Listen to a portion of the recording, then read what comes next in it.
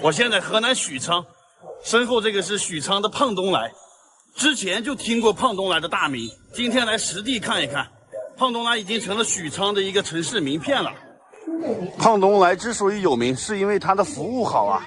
从这个停车场里头我就能看出来，你看它这个每隔几个位置就有一个休息的地方，它这个车位不是挤得满满当当的。你看它这个每隔一段有个小凉亭，可以坐着休息，而且这里居然还有洗手池啊！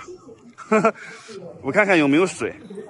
哦，确实有水，还有准备的洗手液啊！我去，这也太贴心了！你看这下面还放着一个小凳子，如果是小朋友来的话，也可以洗手啊。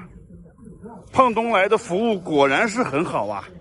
还没有进去商场呢，已经感受到这个优质的服务了，真是太期待了。中国服务最好的两个企业，一个是海底捞，一个是胖东来。进去看一看啊！哦，进来了，这里面人确实挺多的，顾客很多，装修的也很好啊，很干净。它是一个商场，一共有好几层呢。它这里面什么都卖啊，衣服啊、珠宝啊、什么化妆品，那边还有超市，反正卖的东西挺多的。这里还有一个免费的体重秤，看一下我的真实身高啊，视频里面展示不出来。183，然后体重93公斤，挺高的吧？去他这个超市里转一下啊，这里围了好多人，真的是人很多啊，太挤了。这边是海鲜区，你看胖东来卖海鲜，他这个勺子是漏斗的，这样你舀了海鲜以后就可以把水漏下去啊。你看这边买嘎啦，可以把水漏掉，然后再称重，太贴心了。不光是勺子，那盆儿也是漏斗的。这边挑选荔枝的时候啊，怕把手弄脏，这里还有纸巾盒呢。这个是垃圾存放处，这里还有一次性手套，戴上手套挑荔枝啊，不会把手弄脏。即使弄脏了，还有纸巾。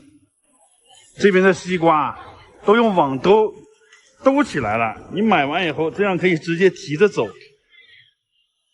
没有网兜的话，你就得抱着走啊，太有才了！我还是第一次看到这个网兜啊。看这个蔬菜啊，你们见过把菜摆的这么整齐的吗？一行一行都摞好。你看这黄瓜也是一根一根的这样。你看这个西葫芦，这是有强迫症的人摆出来的吧？还有这边的蔬菜必须一捆一捆的这样立起来啊。你看这个蔬菜啊，它打包时候这个胶带不会直接打在这蔬菜上啊，它会打一层这个保鲜膜在上面，这样的话那个胶就不会粘在菜上啊。在卖米的这个柜台上啊，这里写的不要用手触摸商品，但是如果你实在想用手触摸的时候，这里有一次性手套啊给提供的。这细节服务很到位吧？在卖碗的这个柜子这里有好多温馨提示呢。你看这个选购易碎商品时候联系员工还可以进行打包，挺贴心的吧？这里还有温馨提示，拿高处的商品时可以让员工帮忙拿取，因为这高的地方很多人拿不到，太贴心了。又发现一个细节做得很好的地方，这边卖拖把的，你看把很多种不同品牌的拖把呀都放在这个前面的架子上展示出来。你如果想买哪种拖把，就可以现场在这里拿起来感受一下。这就是细节啊，体验式消费。你体验了哪个好的，就可以购买哪个。这个货架上我看到一个这个小本啊，是写的顾客缺货登记表。哦，就是你现在比如说想买的东西它没有，你就可以写在这本上啊，写上你的联系电话。他如果进货回来就会给你打电话吧，应该是这意思。体验的差不多了啊，我买了2袋牛奶，买了3个甜甜圈，这边结账。结完账出来呀，它还有这个冰袋领取处呢，这里面都是冰。如果你买的海鲜啊，你就可以拿个冰袋放在你海鲜袋里，这样你拿回家的时候就不会化哇塞，真的是超贴心的，有没有？这里还有购物小推车呢，你可以交100块钱押金，把这个车推着进去买东西，3日之内归还就可以了，他就把押金退给你了。然后这个地方也有个洗手台呀，下面也是有小凳子。哦，这里还有擦手的纸啊，还有护手霜。哇，这里还有洗手液，很全面啊。这个地方你看我又发现啥了？有免费的这些小东西可以用啊，这是湿巾、纸巾、水杯、一次性手套，还有勺子、叉子、筷子、吸管。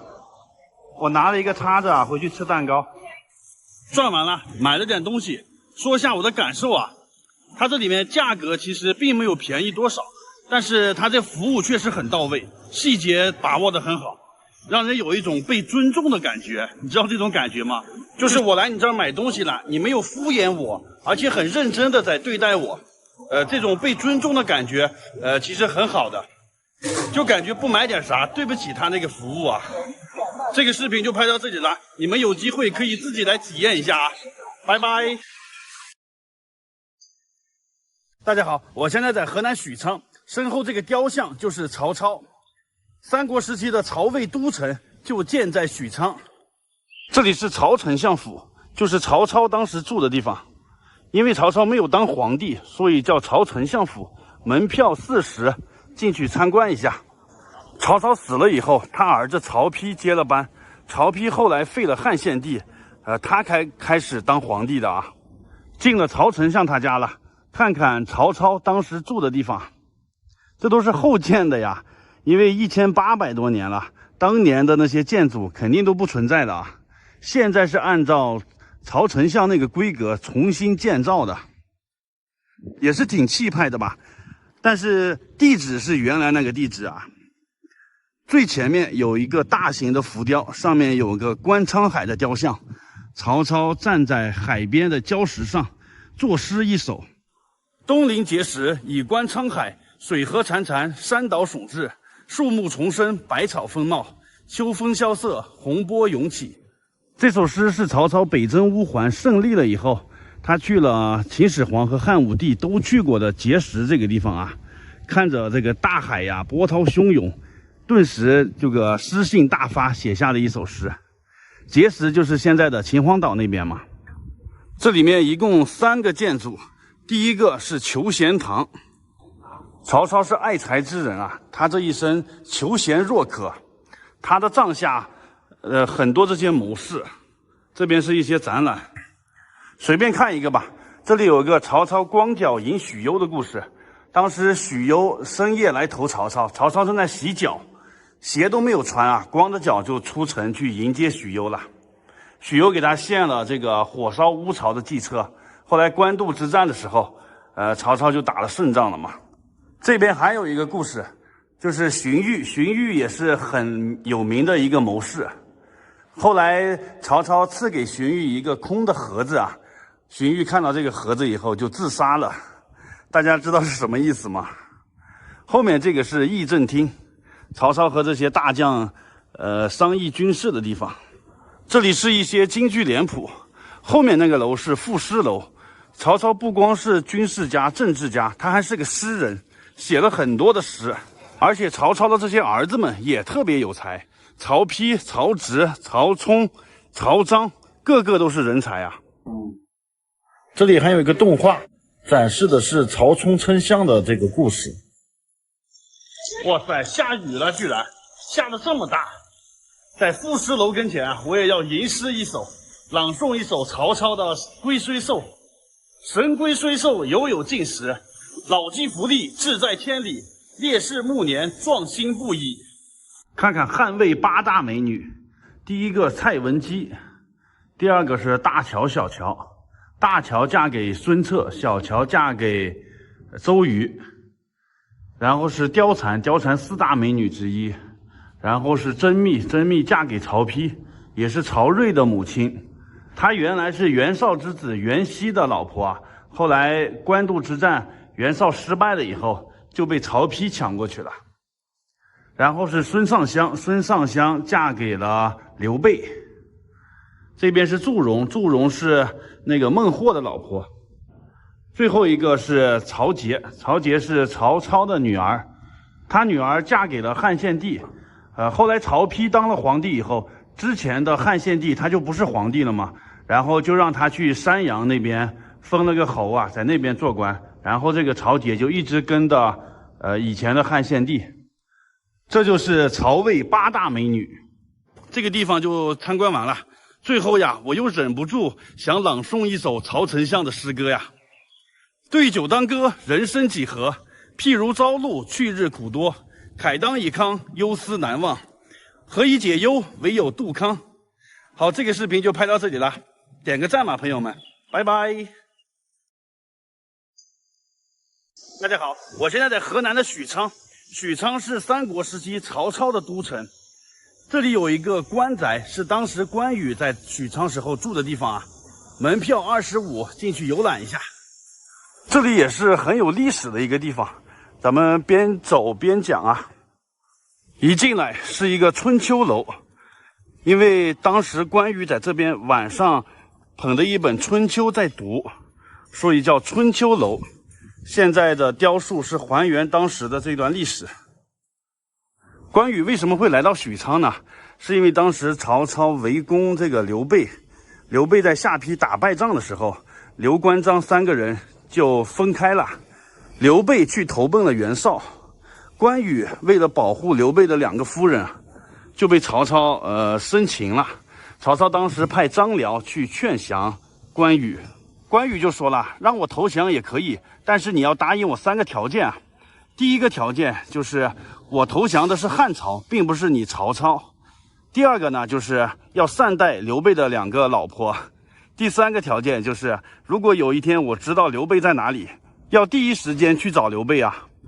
这3个条件，曹操想都没想就答应了。曹操也是一个爱惜人才的人，他收了关羽以后，对关羽特别的好，把赤兔马给了关羽，然后把这个宅子给了关羽。关羽当然也报答他了，跟随曹操出战，诛颜良，斩文丑，立下了战功。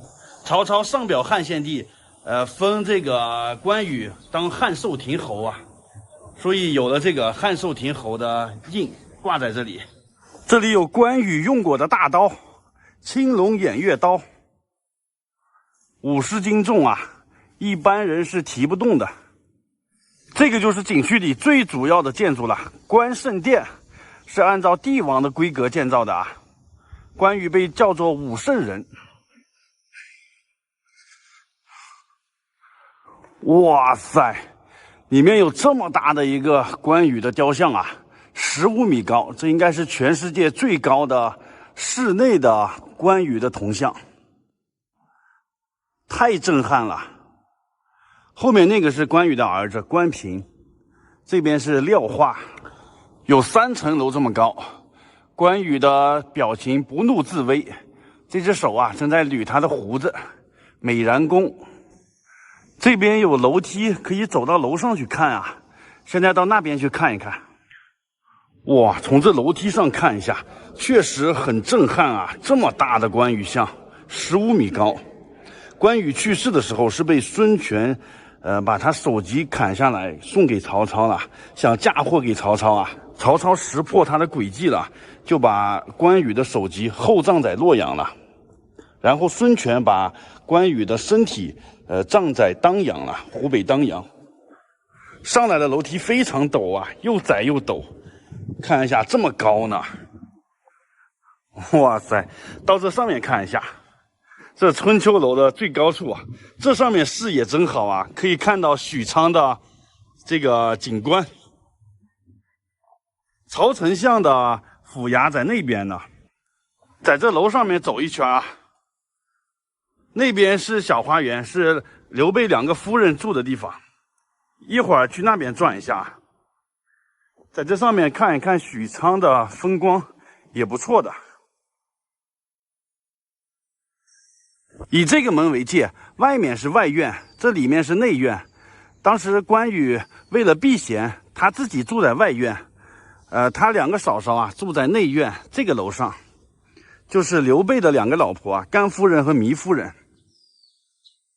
看一下里面是什么样的，2层小楼，楼上是他俩的寝室，1楼啊就是平时活动的一个地方。这里有个亭子叫做问安亭，每天早上关羽就会在亭子这里给2个嫂嫂问安，他不会走到嫂子住的那个房间里去啊，就是为了避嫌。这个亭子跟前呢有个池塘叫做雷池，这就是不越雷池一步的说法。这就参观完了。后期关羽知道刘备的下落以后，就辞别曹操，还是去找刘备去了。曹操肯定不希望让他走啊，但是谁也拦不住关羽啊。关羽过5关斩6将，带着刘备的2个老婆去找刘备了。这个很重情重义的人啊。而且后期曹操败走华容道的时候，是关羽放了他一条生路啊。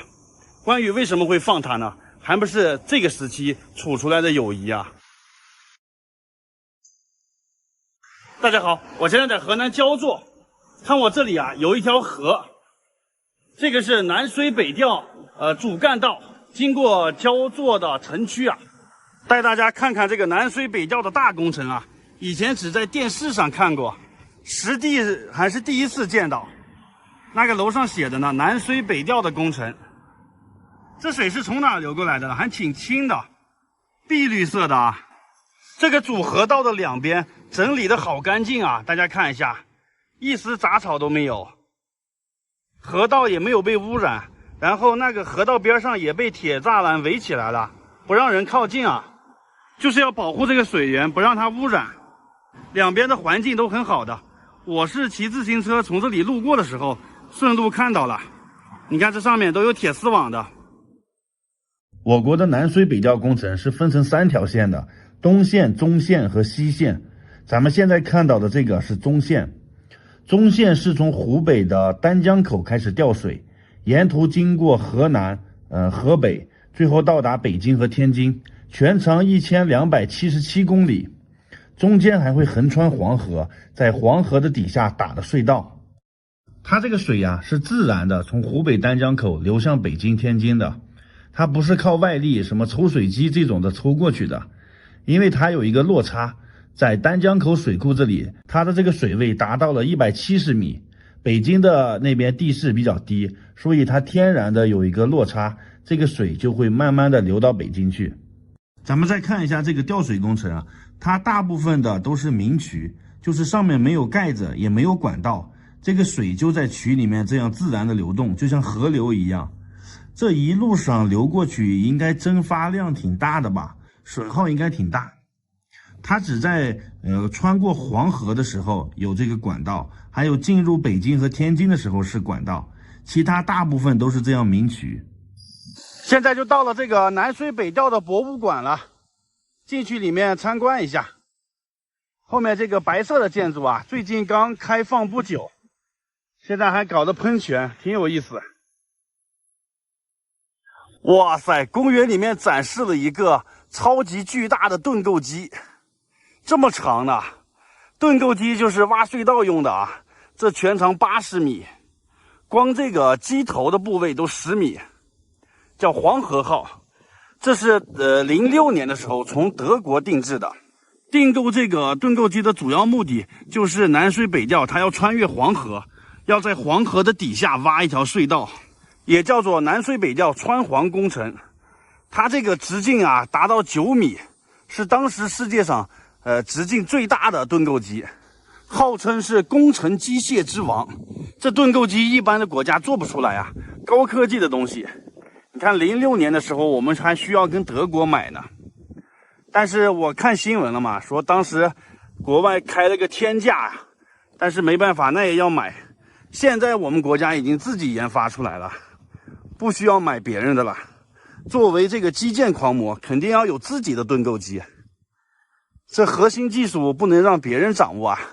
看看这个是它的刀头部位，在隧道里的时候这个就会转，转的时候就会开挖土方，直径9米，这么大个刀头，挖的速度应该很快吧，边挖边往前推进，然后挖出来的泥土通过这些管道啊就运出去了，很先进的。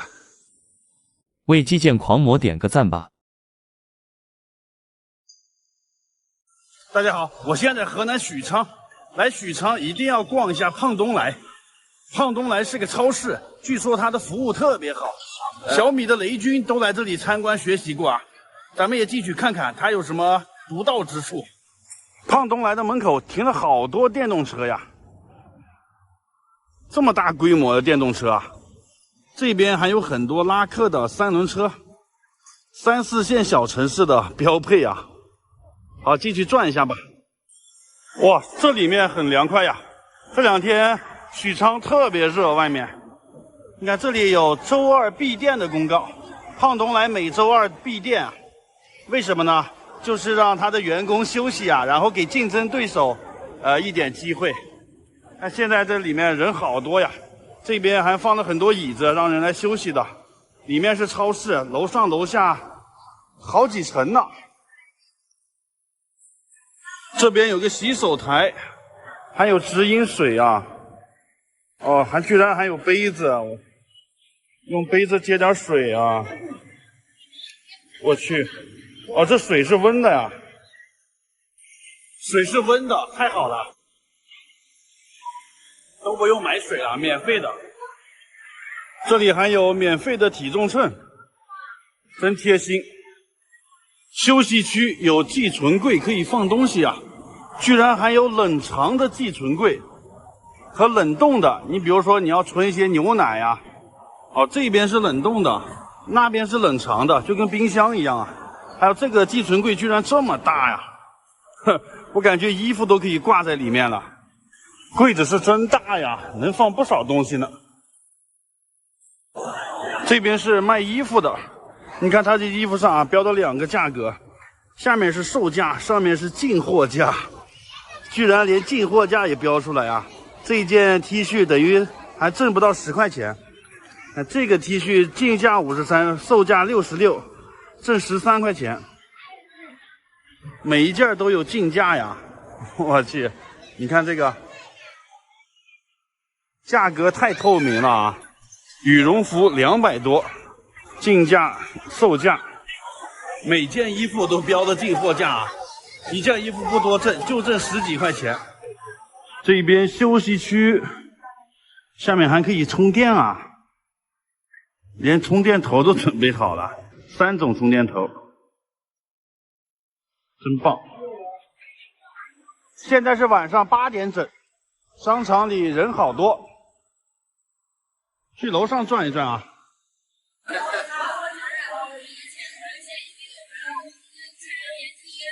现在8点半了，卖馒头这里好多都空了，这些蒸笼里面全都卖空了，卖完了。他因为不卖隔夜的，所以当天卖完就不做了，丸子就剩这么点了。哎，你这晚上是不是打折卖的呀？对呀，这10块钱这一盒5个呢。啊，这个就是按和量来打的，按份，对，就是按份。真便宜，面包也是全部打折。今天做的，今天要全部卖完呀，都在这里放的。它这个价格又贴了2次，你看，第一次是14块，现在是12块，就是要打折，赶紧把它卖完。你知道中国最牛的商场在哪儿吗？它开在哪里，哪里就是一场全民狂欢。它能够让每一个去过的顾客都心甘情愿的当它的代言人。这家成立了25年的公司，马云称赞它是中国企业的一面旗帜，雷军称赞它是中国零售业神一般的存在，它就是胖东来。胖东来到底有多牛呢？他在当地做生意到了什么程度啊？他做哪一行，其他人就很艰难。他卖手机，其他卖手机的就没法卖了；他卖珠宝，其他卖珠宝的都在腰酸；卖家电，国美苏宁在当地都做不下去。那胖东来为什么能这么火呢？因为他对他的顾客的服务真的是变态的啊！零售界有这么句话啊，中国的超市只分2种，胖东来和其他超市。曾经国内的金价暴跌的时候，只要在胖东来购买的首饰，直接给你补差价啊！电玩城的娃娃你抓不到没关系，让工作人员帮你重新摆到你方便抓的位置。你想要的东西如果在这买不到，他会帮你全国代购，而且只收成本价。这里不仅有最极致的服务，还有一个企业最强烈的责任感。去年疫情，胖东来捐款5000万拿来抗疫，跟他同批捐赠的全是 BAT 这样的商界大佬。更厉害的是，在很多公司都宣扬什么996的时候，胖东来宣布每周2闭店，让员工强制休息，规定他的中高层干部每周只许工作40个小时，晚上6点以后不许加班，抓住一次我罚款5000。而且要求员工必须每个月带家人出去旅游一次，每年强制休假20天。这样的企业有什么理由不爱呢？胖东来为什么能够这么成功呢？他就像河南人的品质一样，朴实无华。大家好，我现在在河南许昌，前面亮灯的这个地方是曹魏古城。哇塞，真是气势恢宏啊！这个建筑晚上亮灯以后特别的好看。曹魏古城嘛，就是曹操那时候的。三国的时候，曹操是魏国，就所以叫曹魏。1800年了啊，这个古城肯定是后来修的，但是这块地肯定是原来的地方。现在我就带大家进去看一下，看看1800年前的这个曹魏古城。这边是护城河啊，现在上面盖的凉亭，晚上在这边乘凉。走进三国的历史啊，有一句顺口溜是这么说的嘛：欲知三国事，必来许昌城。哇塞，这个地方这么热闹呢！我现在到了城门口了，有没有三国的这个感觉呀？那里写的曹魏古城，现在进里面看一看。这晚上是有表演的，这门口太热闹了。这么大的城门呐，想想以前曹操驾着马车从这里进进出出啊。正对的这条街是南大街，现在是美食一条街了，人气很旺啊。进来了，现在不要门票的啊，就是用微信预约一下就行了，免费的。哇，进了这里面全都是仿古的建筑，应该是仿造三国那时候的建筑啊。晚上有灯光亮了，还是挺有感觉的。现在都是卖吃的嘛，小吃一条街，等于是看看有些什么当地的小吃。这边主打的是曹操文化，这里的夜景挺不错的啊，可以边逛街边吃吃喝喝，然后边欣赏着这个古建筑，也是一种享受啊，回到三国的感觉啊，找一下那种感觉。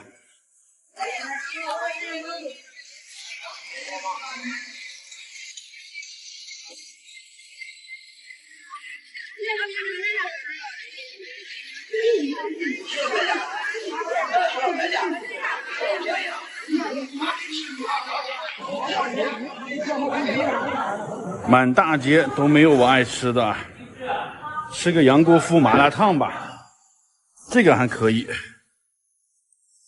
哎呀，满满一碗呐，27块钱。白天的时候再看一下这个古城，哇，真是盖的气派呀！这边是刻的关羽，这边刻的曹操。现在光剩下这个城门还气派点，其他地方都看不到古迹了。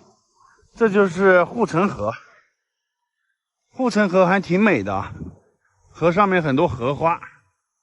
这就是白天的曹魏古城，其实这是打着古城的牌子，都是美食街了。现在这两边都是仿古的建筑，就是沿街这边是仿古，只要往里走一点点就是居民楼了。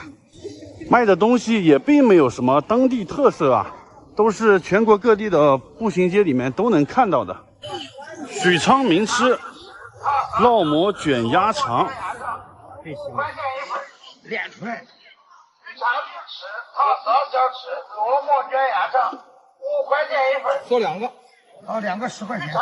三国时期著名的杜康酒，何以解忧，唯有杜康。曹操的一首诗让这个酒出名了。这里有名的景点还有一个叫曹丞相府，就是曹操当时住的地方。明天我去转一下。还有一个是关宅，关羽当时在许昌住的地方。